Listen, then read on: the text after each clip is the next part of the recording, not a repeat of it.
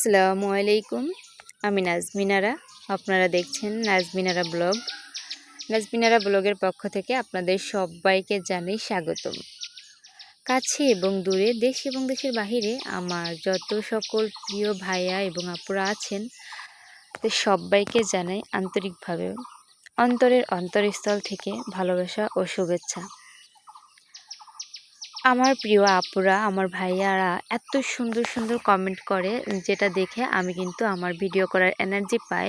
আর আমি লাইকের কথা হয়তো অনেক সময় বলি না, বা এটা বলি না যে সাবস্ক্রাইব করে রেখে দেন, কারণ আমার বিশ্বাস আছে আমি যাদের ভিডিও দেখি তাদের আমি সবসময় অল নোটিটা অন করে রাখি। যখনই যার ভিডিও যখন আসে আমি কিন্তু তখনই তার ভিডিওটা দেখার চেষ্টা করি। রিটার্ন ভিউটা যদি দেওয়া যায় তাহলে একটা চ্যানেলের গ্রোথটা ভালো হয়। সাথে সাথে যে একটা ভিডিও ছাড়ছে, সাথে সাথে যদি আমি রিটার্ন ভিউটা দিই, ওই ভিডিওটার কিন্তু গ্রোথটা ভালো হয়। কারণ রিটার্ন ভিউটার খুব প্রয়োজন চ্যানেলের জন্য। তো আমি সব সময় ভিডিও দেখতেই থাকি। এখন একটা ভিডিও ছাড়ছে, ভিডিওটা শেষ হতে হতে যদি আরেকটা ভিডিও না আসে, ততক্ষণ আমি ভিডিওটা দেখি।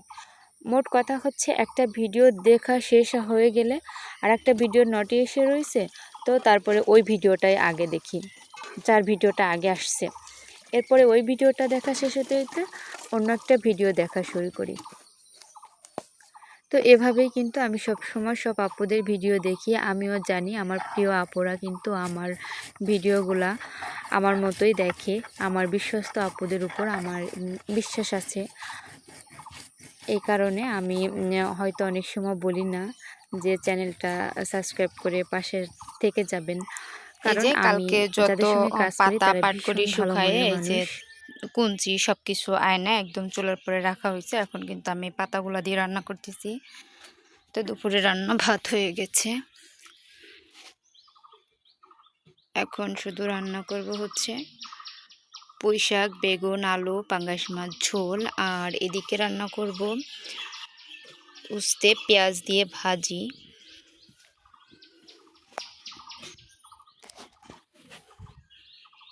ঝোলের তরকারির জন্য পেঁয়াজ, মরিচ, পেঁয়াজ, রসুন আর হচ্ছে জিরা বেটে নিয়েছি।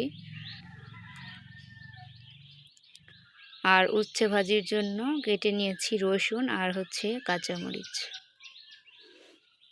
এই যে ভাত রান্না অবস্থায় সব কিছু গুছিয়ে নিয়েছি। এই তো আমার রান্নাঘরের অবস্থা। এখন বৃষ্টির কারণে রান্নাঘর লেপার কোনো সুযোগ পাচ্ছি না। যখন সুযোগ পাবো তখন লেপে নিব। তো সব এই যে গুছিয়ে নিয়েছি, এখন শুধু রান্না করার পালা। রান্নাটা করে নিলেই সব কাজ শেষ। এটা ছিল একটা কোলবালিশের কাভার। তো আমি এই কোলবালিশের কাভারটা কোনো কাজেই বর্তমান লাগে না। আমার এত বড় সাইজের কোনো কোলবালিশ নাই। আপনাদের ভাইয়া বাহিরের থেকে আনছিল। তো এর সিস্টেমটাই অন্যরকম। এই যে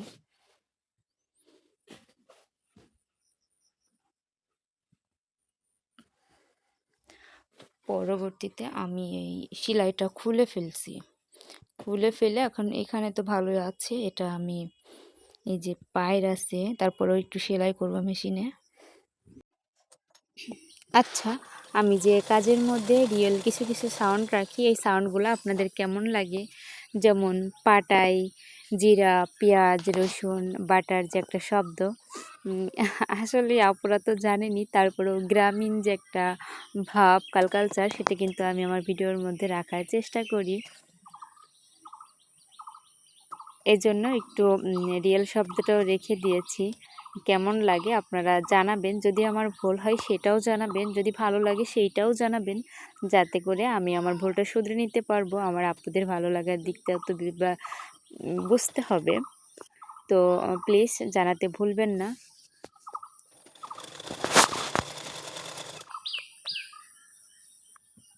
সেলাই খোলার পরে যে সুতাটা ছিল সেটা আমি হাত দিয়ে উঠায় নিচ্ছি।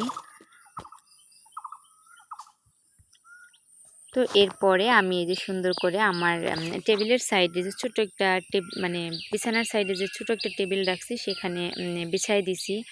তো আমার কাছে খুব ভালো লাগলো। সবাই ভালো থাকবেন, সুস্থ থাকবেন। আল্লাহ হাফেজ।